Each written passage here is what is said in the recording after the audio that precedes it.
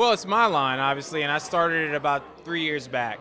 And back in 2004, after The Apprentice, people saw me in the suits and the shirts and the ties that I was wearing, and they really enjoyed them. And so instead of going out and endorsing someone else's line, I decided to start my own.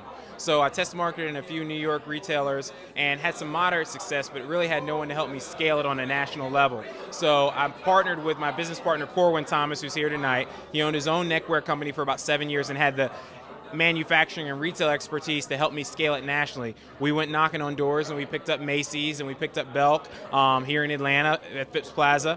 And from there, you know, we got featured by Oprah Winfrey and we were off to the races. So we're just entrepreneurs chopping wood, and, you know, we're out here on our tour. This is our first stop in Atlanta, but we're going to be hitting, you know, Chicago and the Kentucky Derby and Cincinnati from here on out. And we're just happy to be here.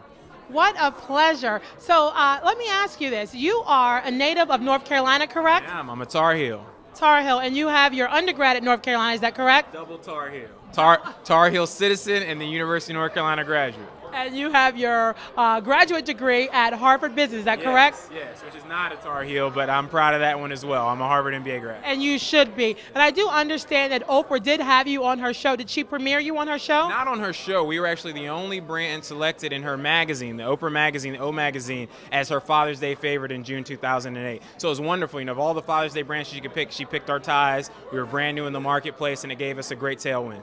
Well, that's wonderful. Do you have any boutiques? Do you have a boutique that you feature your line in? We don't have a freestanding store at this point. We're in 6 markets with Macy's and Belk. We're in Macy's and their 3 largest stores, Chicago, New York, and D.C. And then we're also in Belk department stores here in Atlanta at Phipps Plaza, Raleigh, North Carolina, and Charlotte, North Carolina, my hometown. So hopefully with growth, we will build a Crimson boutique probably starting in Manhattan.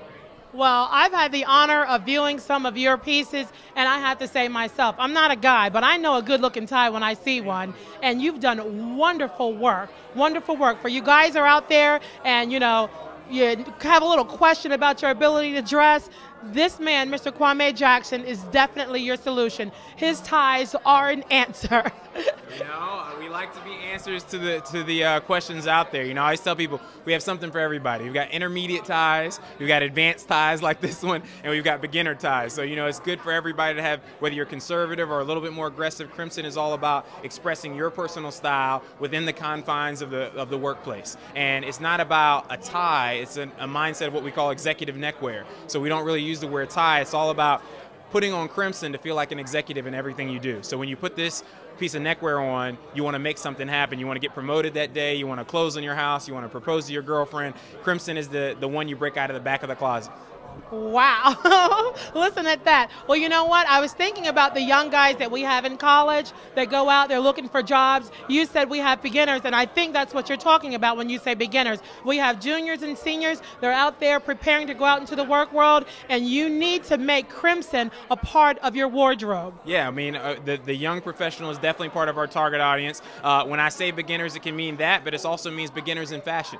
So when I say, you know, someone's a beginner, maybe they want solid ties, they want something more conservative, easy to match, and then you have more advanced ties like this one where it's, you know, it's a champagne tie with a pink shirt that everyone's, you know, not necessarily ready for. And so, you know, you've got different levels for everybody, and, you know, you got the Ferrari, you got the Cadillac, and you've got the Ford. So everybody's got something for everybody.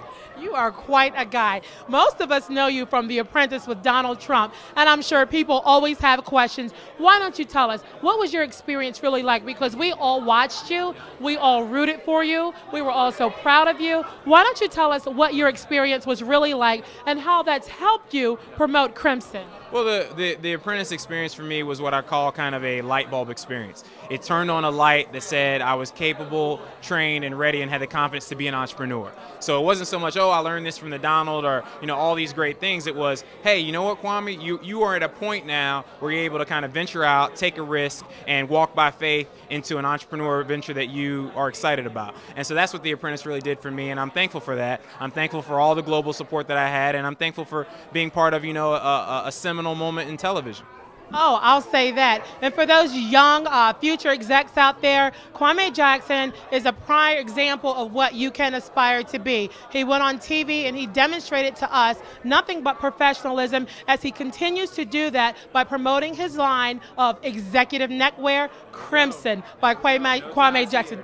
No ties, executive neckwear. Is there anything else you want to tell us? Because, I myself, I watched you on TV and I said, wow, what do we have to do to get where he is? I'm sure that you inspired a lot of people. Well, I don't take credit. I just was in the right place at the right time, and then I did what my grandmother said, which is act like you have a little home training. And so, I kept it simple and used my education to open doors and, ran with it from there, from Goldman Sachs to Procter & Gamble to Harvard Business School to The Apprentice. And for me, every step on the ladder is a chance to improve. And, for me, The Apprentice, I always say, I'm a global speaker and I always use the analogy that The Apprentice is not a ceiling, it's a floor. And every step, you keep moving, and from Crimson won't be the last chapter that I write. And nor will The Apprentice be, nor will Harvard Business School, nor will Goldman Sachs. You just keep it moving and keep going forward. And, there are a lot of obstacles right now in life. There are a lot of obstacles for me as an entrepreneur. We all are going through difficult times, but if you can kind of keep that positive attitude, keep chopping wood, you'll get where you need to go. That is wonderful. Well, what more can we expect to see from you in the future? Well, hopefully we'll continue to expand Crimson. I always use the analogy of Ralph Lauren. He started out as Ralph Lipschitz, a young Jewish man from the Bronx, and changed his name to Ralph Lauren to be a little bit more appealing. And he started out with a brand of 4-inch ties in 1969 that he sold to Bloomingdale's. Now we know 40 years later he sells paint. He sells homeware, he sells flour. So I don't see why that can't work for me as well. We just got to keep chopping wood and keep being humble and hungry and build our brand from men's accessories, which would include neckwear, pocket squares, cuff links, and fragrance, to really own that men's accessory space for the elegant professional, and then move hopefully as broad as we can into apparel and homeware and whatever else. Well, I am definitely sold on Kwame Jackson. It's been a pleasure. Thank you very much for having us here. I know that there are great things in store for you, and for you out there looking, Kwame Jackson is making it happen. Crimson should be a part of your wardrobe. As you can see, he's wearing a piece. Tell us about this piece here, because it's very, very interesting. It's very unusual. It's this is a champagne color. And so it's got a great texture to it. All of our ties are named for and inspired by different cities, and this is called our Aspen tie. So it's got a little bit of a frost texture to it. I'm choosing to wear it with a pink shirt and a pinstripe tie, a pinstripe suit, which is a little bit more advanced, a little bit more colorful. But I like that kind of bold texture, and obviously as a tie designer, I wanted to come out and show a little personal flair tonight. So I'm very proud of this piece. Well, of course, you have to promote it. Well, there you have it. We have Mr. Kwame Jackson promoting Crimson by Kwame Jackson. And what's the next stop? What's the next city that you're going to be touring to? Crimson is a 20-city tour, and Atlanta is our first stop we're very excited about. After this, we will be hitting Cincinnati, and then we'll be hitting Chicago, and we'll be hitting the Kentucky Derby. So those are our first 3 planned stops, and then from there, who knows? And we're going to hit all the major cities, New York, Miami, etc. But those are the 3 we have planned right now. And sponsors, if you're out there, we're looking for you, and hopefully be part of this elegant event.